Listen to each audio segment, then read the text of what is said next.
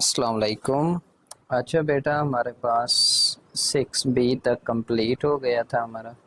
आज है 6C आपके पास। तो उससे पहले अगेन ये सारी डेफिनेशंस वगैरह ये चीज़ें क्योंकि इस चैप्टर की इम्पोर्टेंट हैं और इसी से ही सॉल्व आउट सारी चीज़ें होती हैं, इसलिए ये मैं अच्छे तरीके से समझा देता हूँ। अगेन 6B वाला सारा का सारा केस है। इन सब चीज़ों को अच्छे तरीके से समझना है जो एक्सरसाइज से पहले बता रहा हूँ, बिल्कुल इजी वे में और स्लोली मैं समझा रहा हूँ। उसके बाद जो एक्सरसाइज है उसकी जस्ट इन चीज़ों की प्रैक्टिस है, बस ऐसे समझें एग्जांपल के तौर पर क्वेश्चंस गिवन है, तो इनको अच्छे तरीके से समझना है तो वो कोई मुश्किल नहीं होगी, वो मैं जल्दी से सारा ही कवर करा दूंगा। तो इसमें कोई इशू हो तो बाद में फिर पूछ लीजिएगा। और ये है भी बेटा, जितनी भी आप इस चैप्टर में चीज़ें आ रही हैं ना, ये आपकी सारी 9th के सिलेबस में इंक्लूडेड हैं। सो इनका अच्छे तरीके से कंसेप्चुअल इन चीज़ों को समझें, रट्टे वगैरह ना लगाएं, तो आगे बहुत फ़ायदा हो जाएगा। 8th क्लास तो चलो वैसे गुजर जाएगी, 9th में ये सारी काम वाली चीज़ें। तो लिखा हुआ है बेटा, सेट के हमारे पास कितने ऑपरेशंस होते हैं। आप जैसे मैथमेटिक्स में पढ़ते हो ना, हमारे पास basic operation, multiplication, addition, subtraction, division हमारे पास, तो ये ऑपरेशंस होते हैं नॉर्मल हमारे पास काउंटिंग में, नंबर्स में। तो सेट में बेटा जो ऑपरेशंस होते हैं हमारे पास वो होते हैं 3। एक होता है हमारे पास यूनियन, दूसरा होता है इंटरसेक्शन, तीसरा होता है डिफरेंस हमारे पास। तो ये हैं ऑपरेशन सेट के हिसाब से। जैसे आप उधर पढ़ते हो मल्टीप्लिकेशन, एडिशन, सब्ट्रैक्शन, डिवीजन, इधर क्या होगा जब सेट का वर्ड आएगा तो इसके हमारे पास ऑपरेशंस होते हैं यूनियन, इंटरसेक्शन और डिफरेंस हमारे पास। तो पहले पहले यूनियन को देख लेते हैं। अगेन डेफिनेशन अपनी वर्डिंग में लिखनी है, इसका कंसेप्ट आता हो बस। बेटा दो सेट आपको कोई भी गिवन हो, उनका आपने लेना हो यूनियन। यूनिटी से निकला हुआ है हमारे पास यूनियन। तो यूनिटी में क्या होता है, इत्तेहाद हमारे पास। यूनिटी का मतलब तो जितने भी नंबर्स आपके होते हैं ना, चाहे इस सेट में मौजूद हैं चाहे इस सेट में मौजूद हैं, सब नंबर्स को हम इकट्ठा कर देते हैं, कंबाइन कर देते हैं और उसका एक ही सेट बना देते हैं, तो वो उनका क्या बन जाता है, यूनियन। यूनिटी मतलब इकट्ठा कर देना, वही चीज़ें। तो एग्जांपल से जब आप समझेंगे तो फिर इधर इजीली लिख सकते हैं डेफिनेशंस, वो अपनी वर्डिंग में ही लिखते हैं बेशक। दो सेट हैं, इसको अच्छे तरीके से समझिएगा। एक ये सेट है, एक ये सेट है। अब देखिए मैंने इनका यूनियन निकालना है इन दो का, और यूनियन में एक ही सेट आपके पास आंसर के तौर पर आता होता है। तो याद रखना है हमारे पास कि यूनियन जो हमारे पास है उसमें रिपीटिशन ना हो। सेट में आपको वैसे भी पता है, पीछे हम सेट की डेफिनेशन में ही पढ़ चुके हैं कि रिपीटिशन नहीं होती। तो इधर भी जो होगा इधर भी होगा, एक बार हम लिखेंगे, रिपीट चीज़ नहीं होती। आर्डर का कोई इशू नहीं होता, पहले भी बता दिया था, आगे पीछे लिख दें नंबर्स, लेकिन सीक्वेंस हो तो ज़्यादा अच्छी बात है। बस ये बातें जहन में हो। अब हमें पता है यूनिटी का मतलब इत्तेहाद, इकट्ठा करना। तो ए और बी में जितने भी एलिमेंट मौजूद होंगे सबको एक सेट में लिख देंगे तो उनका यूनियन आ जाएगा। तो देखें लिखा है ए सेट बी सेट, इधर लिखा है ए यूनियन बी। पहले ए सेट लिखा है, दरमियान में यू लिखा है, यू का मतलब यूनियन हमारे पास, और बी सेट लिखा है। अब इसका आंसर हमने लिखना है। तो देखें A union B is equal to 1 इधर मौजूद है ना, लिख दिया। अब आगे चले, 2 इधर मौजूद है, सीक्वेंस को हमने फॉलो करना होता है, तो 2 भी आ गया। देखें 1 दो बार इधर भी है इधर भी है, लेकिन दो बार नहीं लिखना है, रिपीट हमने करना नहीं है, बस सारे एलिमेंट आ जाए। 1 लिख दिया है, 2 इधर था उसको भी लिख दिया है, 3 इधर था इसको भी लिख दिया है, 4 इधर था वो भी आ गया है, 5 हमारे पास इधर मौजूद है उसको लिख दिया, 6 इधर मौजूद है उसको लिख दिया, 7 इधर मौजूद है उसको लिख दिया। अब मुझे बताएं, आप इन दो सेट में ही अच्छे तरीके से देखें कोई एलिमेंट रह तो नहीं गया हमारे पास। तो देखें कोई हमारे पास रह तो नहीं गया है, कोई नंबर कोई एलिमेंट ऐसा जो इधर मौजूद हो इधर हमने ना लिखा हो, या इधर मौजूद हो इधर ना लिखा, कोई नहीं रह गया हमारे पास, सारे इकट्ठे कर दिए हैं यूनियन में। तो इसे बेटा कहते हैं यूनियन, इकट्ठा कर देना। बिल्कुल इजी वे में समझाया है, होप सो समझ आ गया होगा। तो अगेन यही आपको नीचे एग्जांपल गिवन है, सेम पैटर्न फॉलो करना है। जो उनसे भी आपको क्वेश्चन चेंज करके दे, जो भी चीज़ें दे, हमारे पास पैटर्न तो वही है कि हमने इकट्ठा करना है यूनियन में हमारे पास चीज़ों को। दूसरा हमारे पास बेटा है इंटरसेक्शन। दूसरा ऑपरेशन कौन सा, इंटरसेक्शन। ये वर्ड निकला हुआ है इंटरसेक्ट से। आप ये मोस्टली फिजिक्स केमिस्ट्री में पढ़ते हैं। दो लाइंस हैं हमारे पास, ये एक लाइन ऐसे जा रही है एक लाइन ऐसे जा रही है, तो जिस पॉइंट पे हमारे पास दो लाइन मिलती हैं उस पॉइंट को क्या कहते हैं, पॉइंट ऑफ इंटरसेक्शन या इंटरसेक्ट। तो इंटरसेक्ट का क्या मतलब होता है, जो दोनों हमारे पास, जो दोनों लाइंस में कॉमन पॉइंट होता है जहाँ पे वो मिल रही होती हैं हमारे पास, तो वही कॉमन हमारे पास दोनों में पॉइंट है, तो उसे हम नाम देते हैं पॉइंट ऑफ इंटरसेक्शन का। तो यही आपके पास बेसिक इसकी है, दो सेट आपको गिवन होंगे, अब वो वाली वैल्यू आपने लिखनी है जो दोनों में मौजूद हो। इंटरसेक्शन जब आप किसी भी सेट का लेंगे तो आपको वही लिखना है हमारे पास इंटरसेक्शन के आंसर में। अगेन इंटरसेक्शन बिल्कुल यूनियन की तरह है, उसमें भी जो आंसर आएगा एक ही सेट होगा, लेकिन फ़र्क क्या होगा हमारे पास, इंटरसेक्शन में आपको जो लिखना होगा वो कॉमन हमारे पास एलिमेंट लिखने होंगे जो दोनों में मौजूद हो। अगेन मैं ऊपर वाली एग्जांपल से ही समझाता हूँ, वो सिंपल थी ज़्यादा। ये दो सेट थे एक हमारे पास है ए, एक हमारे पास है बी। अब मैंने इसका यूनियन नहीं लेना है, इंटरसेक्शन लेना है फॉर एग्जांपल। तो मैंने आपको क्या बताया, इंटरसेक्शन में वो वाले एलिमेंट लिखेंगे उस सेट में, ये जो इंटरसेक्शन का आंसर आएगा जो दोनों में मौजूद है। तो देखें 1 इधर भी है इधर भी है, तो 1 इंटरसेक्शन में आ जाएगा, 3 इधर है इधर नहीं है, नहीं आएगा, 5 इधर है इधर नहीं है, नहीं आएगा, 7 इधर मौजूद है लेकिन इधर नहीं है, नहीं आएगा। तो इन दो सेट का अगर बेटा मैं इंटरसेक्शन लूँगा तो आंसर कितना आएगा, सिर्फ 1, और यहाँ पे करली ब्रैकेट्स क्लोज। तो ये होता है इंटरसेक्शन का हमारे पास कंसेप्ट, कि आपने कॉमन लिखने होते हैं। तो यहाँ पर देखें अगेन वही एग्जांपल तो कोई भी दे सकता है, आपको क्वेश्चन भी कोई दे सकता है। एक बेटा सेट ये गिवन है, एक सेट ये गिवन है फॉर एग्जांपल, मैंने इनका इंटरसेक्शन फाइंड आउट करना है। अब ये सिंबल होता है इंटरसेक्शन के लिए, पहले ए लिखेंगे फिर इंटरसेक्शन लिखेंगे फिर बी वाला सेट लिखेंगे, ए इंटरसेक्शन बी। अब आपको जैसे बताया है, पहला सेट देखें, ए इधर मौजूद है, पहले सेट को ही देख कर चलते होते हैं, ए इधर मौजूद है इधर नहीं है तो नहीं लिखेंगे, बी इधर मौजूद है इधर भी है तो इंटरसेक्शन वाले में देखें बी आ गया है। अच्छा जी, सी इधर मौजूद है इधर नहीं है, नहीं लिखेंगे, डी इधर मौजूद है इधर भी मौजूद है हमारे पास, तो वो देखें आ गया है।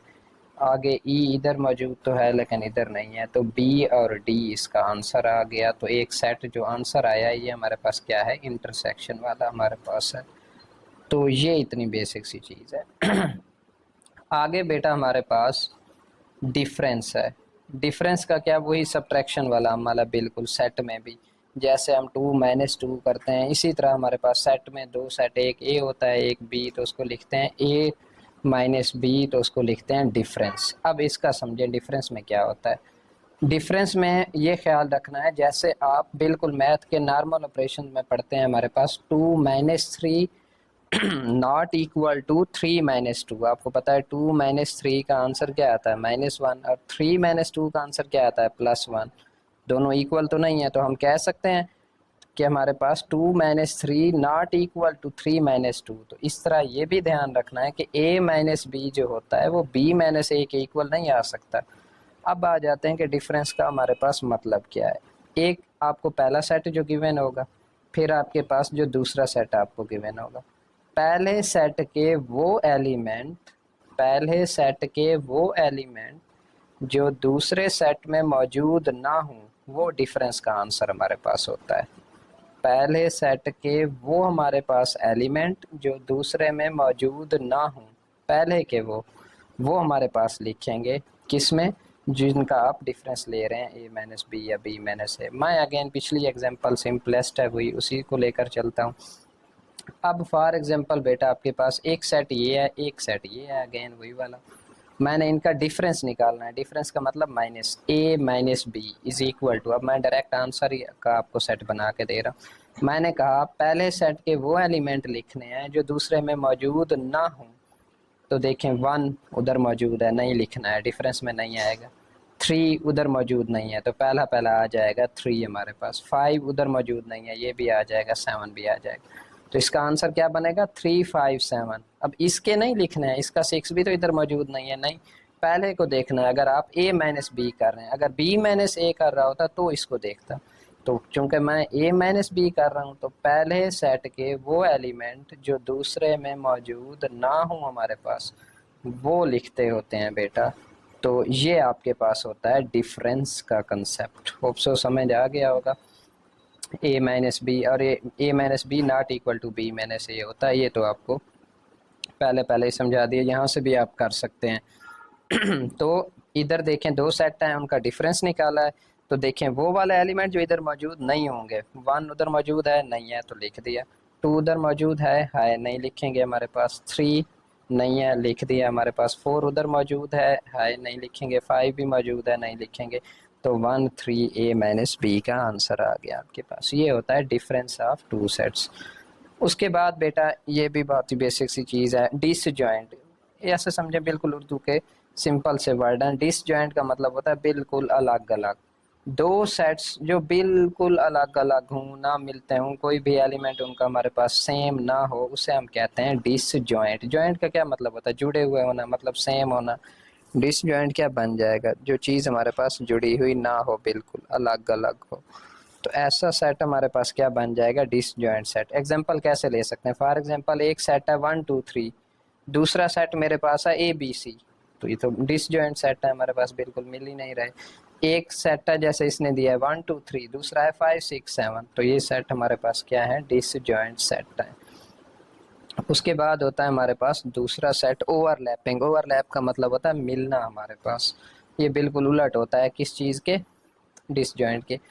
तो ऐसा सेट जिसके कुछ एलिमेंट हमारे पास दूसरे सेट में मौजूद हों, तो उन दो सेट्स को हम आपस में क्या कहते हैं? ओवरलैपिंग सेट्स कहते हैं। जैसा कि ये सेट देखें गिवन है, ये सेट गिवन है, ये 4 5 से स्टार्ट हो रहा है, इधर भी 4 5 6 मौजूद है, इधर भी मौजूद है, तो ये दोनों सेट डिसजॉइंट तो नहीं है, तो इसे हम क्या कहते हैं? Overlapping sets. तो ये बेटा बेसिक चीज़ें थी, बेसिक ऑपरेशंस थे, ये चीज़ें आपने पढ़ी हुई हैं पहले, प्रॉपर्टीज़। तो प्रॉपर्टीज़ अब फ़र्क ये होगा सेट में आ जाएंगी बस, बाकी कुछ भी नहीं है। कम्यूटेटिव पढ़ी थी, A plus B is equal to B plus A, तो इधर सेट होंगे कि A प्लस बी जो सेट होगा उसको हमारे पास किसके इक्वल? B plus A. तो अगर आप ऑपरेशन यूनियन देख रहे हैं तो दरमियान में यूनियन आ जाएगा, A union B is equal to B union A. ये सारी चीज़ें प्रूव करनी होंगी, ये प्रॉपर्टीज़ हमने पढ़ी हुई हैं, इनको कराने की ज़रूरत नहीं है। हाँ, ये चीज़ इम्पोर्टेंट है। एक हमारे पास बेटा होता है यूनिवर्सल सेट। यूनिवर्सल का क्या मतलब होता है? एक आपको 2 3 सेट्स गिवन होते हैं बाज़ औक़ात, जो उनमें सबसे बड़ा सेट होता है, जिसे हम कह सकते हैं कि बाकी जो 2 छोटे सेट हमारे पास गिवन होते हैं उनके सारे एलिमेंट उसमें मौजूद होते हैं, तो वो हमारे पास क्या कहलाता है? यूनिवर्सल सेट कहलाता है। जो सारे एलिमेंट पर मुश्तमिल होता है, जो 2 से छोटे या एक जो छोटा हमारे पास एलिमेंट गिवन हो आपको उसका, तो उसे हम सेट किसका नाम देंगे? यूनिवर्सल सेट का। आप ऐसे समझे, एक आपने एक सेट बनाया है, उसमें साल के कोई से 3 महीने आपने ऐड कर दिए। दूसरा सेट बनाया है B, उसमें साल के कोई और 3 ऐड कर दिए।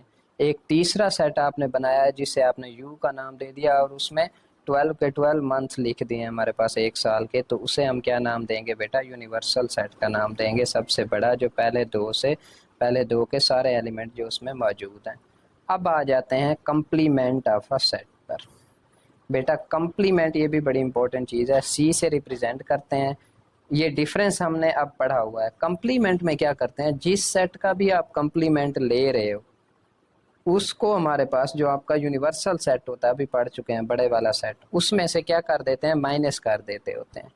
उसमें से क्या कर देते हैं? यूनिवर्सल सेट में से माइनस कर देते होते हैं, तो जो आंसर आता है वो उसका क्या होता है? कंप्लीमेंट। अब इधर सिंपल एग्जांपल मेरे ख्याल में उसने नहीं दी है हमारे पास, तो इसी को लेकर चलते हैं। देखें अगेन, ये डिफरेंस हमने पढ़ा हुआ है, यूनिवर्सल में से माइनस करते हैं। फॉर एग्जांपल अब इधर भी मेरे पास सेट, उससे इजीली समझ आ जाएगी। इधर भी एक U सेट है, वही U, मैं उसका कंप्लीमेंट लेना चाह रहा हूँ, तो मैं क्या करूँगा? U माइनस U, तो वो क्या आंसर आ जाएगा? एम्प्टी सेट हमारे पास। तो सेम इधर एक सेट देखें, आपको यूनिवर्सल गिवन है जिसमें पूरी आपके पास ABC है Z तक। एक सेट आपके पास A गिवन है जिसमें सिर्फ हमारे पास क्या है? कॉन्सोनेंट्स हैं। तो जब हमारे पास इसमें से सब्ट्रैक्ट करेंगे, तो सब्ट्रैक्शन का अब हमें पता है डिफरेंस का, U के वो एलिमेंट आ जाएंगे जो इधर मौजूद ना हो हमारे पास, तो कॉन्सोनेंट्स तो सारे ख़त्म कर देंगे, तो आपके पास बचेंगे कौन से? वावल्स ही बचेंगे। वो कौन से हैं? A E I O U, जो उधर मौजूद नहीं होंगे इस सेट में। हमने कहा है ना पहले के वो एलिमेंट लिखने हैं डिफरेंस में जो दूसरे में मौजूद ना हो। तो ये आपके पास है बेटा चीज़, एसोसिएटिव प्रॉपर्टी, यूनियन की, इंटरसेक्शंस की, ये सारी हमने प्रॉपर्टीज़ पढ़ी हुई हैं। हाँ, जो प्रूव करना है उसमें कोई भी एग्जांपल, कोई भी चीज़ आपको दे सकता है, ये जस्ट प्रैक्टिस है। अब हम बेटा इंशाल्लाह स्टार्ट करेंगे एक्सरसाइज 6C। आपके पास ये एक्सरसाइज पूरी एक साथ ही करा दूंगा, बहुत ही बेसिक है, कोई मुश्किल नहीं है। ये ऑपरेशन समझ आ गए अच्छे तरीके से, तो इनकी प्रैक्टिस करें। सिंपल छोटे छोटे सेट बनाएं, सिंपल छोटे छोटे सेट, कोई भी 1 2 3 4 5 6 ABCD, EF, इनकी प्रैक्टिस करें। डिफरेंस की, इंटरसेक्शन की, यूनियन की, अच्छे तरीके से एग्जांपल लेकर फिर इंशाल्लाह आज ये बेसिक करें, डेफिनेशन वगैरह पूरी एक्सरसाइज एक साथ मैं लेक्चर अपलोड कर दूंगा। आज के लिए इतना ही काफ़ी है। ओके बेटा, खुदा हाफिज़।